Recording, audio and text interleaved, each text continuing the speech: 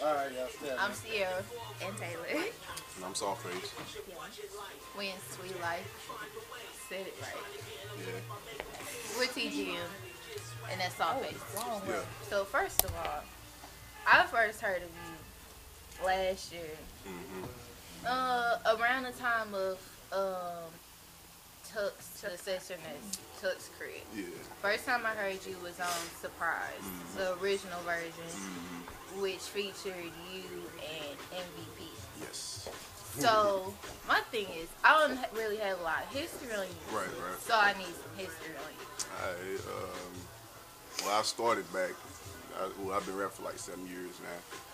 But I started doing it like real major. You know what I'm saying? Like really wanted to do this like 5 years now. You know what I'm saying? So Jennings. I started in Jennings back in '04 and hooked up with Louis, Flow Pro, and ever since then it's been smooth sailing. Now I'm Top Down Records, of course, but ever since then it's been smooth sailing. You know what I'm saying? Just dropped my 5th solo mixtape, No Breaks. Go download that off live mixtapes in that 5th. But yeah, man, that's the history. Your first mixtape was, Street Heat Volume 1. and then it went to. It was Street Heat Volume 1, then it went to Ready Aim the mixtape, and then Slaughterhouse, then Clear the Runway, and then No Breaks the mixtape. But it started off, my first solo mixtape was Street Heat. My first mixtape was the Come Up with the Low Step. That's like. Oh man. That's back in the time. Yeah, it's back in the day. Way It's back in the day. Then it was From Hard to Soft 1, and then my solo mixtapes. And then From Hard to Soft 2 came out in between No Breaks and Clear the Runway. So. Right. But how did you feel about the numbers that From Hard to Soft was doing? Man, it was mind blowing, man. It was real humbling. Like for real, like I don't think nobody in my circle seen 5,000 anything. You know what I'm saying? When it came to numbers, I mean in my circle, like my guys. You know what I'm saying? Like 24. Yeah, you know what I'm saying? Like it topped off at 5,000 from Hard to Soft. It leveled off at 5,000. So for a local dude to do that, you know what I'm saying, and didn't have that much outlet, you know what I'm saying, like just imagine if there was on live mixtapes or sponsored on that piff. We only had a media fire link and all these blogs, you know what I'm saying, and we still ain't dropped nothing yet for it as far as, you know what I'm saying, visuals and stuff. So for it to do what it did is, man, that was crazy, man. And for the, you know what I'm saying, for the resources we had. So we ain't even imagine getting 4,000, 5,000. We was just dropping tape. It was perfect timing. You know what I'm saying? He came off his G mixtape or Salute to Gen 1 of them.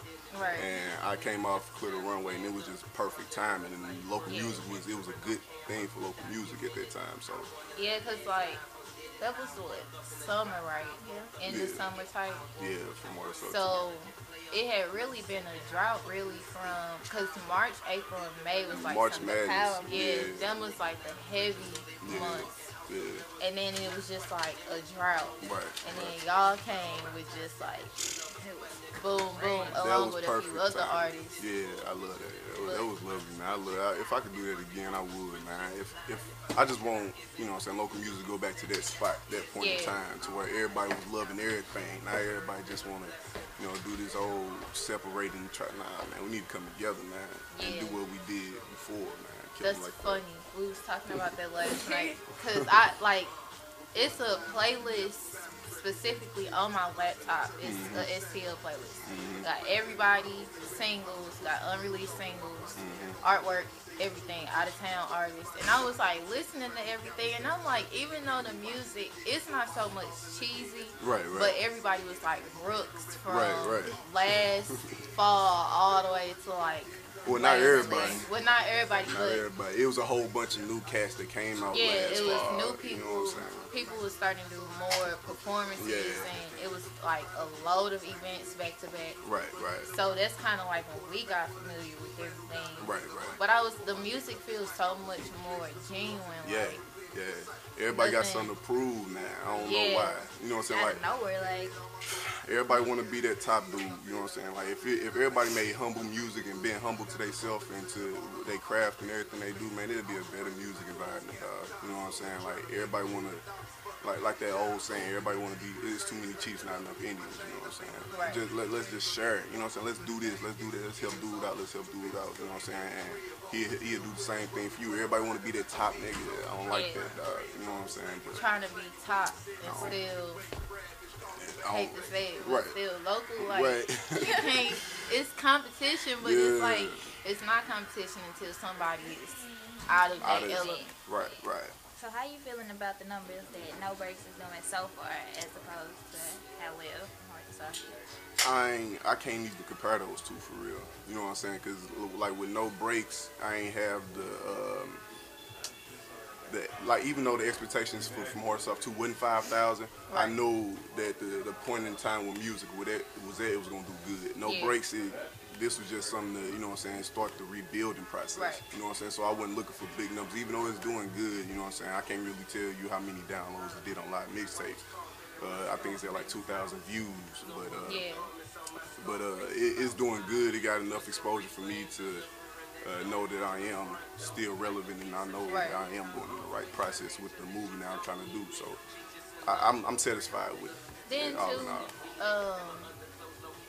with From Hard to Soft, that was both you and my Hard brother, Face. right. It's the collection of Yeah, both y'all so fans. right, so it was like Hardface fans, Softface fans, and then y'all done a mixtape together before the first one, right? The first From one. Hard So Soft, a lot of people, whoever had that, they probably been waiting on that. Yeah, so. but that's crazy though, cause like From Hard Soft 1, I can tell you right now, it ain't 5,000. You know what I'm saying? So it's just like From Hard Soft 2, with I think shout out to Brody now, man, cause I think that cover brought a lot of attention to what it was, and everybody did like hype it up just based off the cover or whatever, and then they knew who Hardface was and they knew who I was, so they just want to know what is, you know what I'm saying, what is From Hard to Soft 2, even though they ain't even hear From Hard to Soft 1. Right. You know what I'm saying? I bet all 5,000 people ain't hear from Hard. You know what I'm saying? So, Right. So yeah, man, I don't think From Hard to Soft 1 had nothing, well, it had a little bit something, but not all or nothing to do with From Hard to Soft 2. So. And then too, I think like you know, it's a lot of like albums or like mixtapes where, okay, for instance, you've got this is a cheesy example, but this the first one, the Side by Side Bow Wow and the Morion. That's hella cheesy, but it's a lot of them albums out there like that, where the faces like they don't match up, and y'all faces match up perfect. Right. I think that all of that was just perfect, bro. That whole setup was perfect, from the cover to me and him. You know what I'm saying? What we was doing with our careers, everything was just perfect time. Like I said, perfect.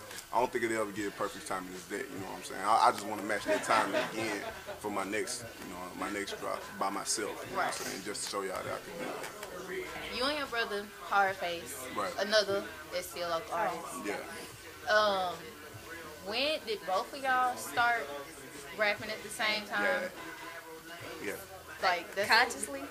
No, I mean, like he sing, like I don't even know who did it first. You know what I'm saying? It was more like, you know what I'm saying? Like, cause we could join at the hip for real, since, you know what I'm saying, since we was little. So everything he did, I try to do, or, you know what I'm saying, I try to do my own little thing. But when we both sat down, cause we both like poetry, like written. It all started with poetry. We like writing. We love writing, like storytelling, and all that. We love that. You know what I'm saying? So when Louis moved on West Coast where we stayed at, and he was doing beats and rapping or whatever, wasn't nobody doing it for real. You know what I'm saying? So we was like, let's go try this out, and we did it, and then it just popped. You know what I'm saying? I think that's the birth of Jennings music, right there in Louis' studio on West Coast.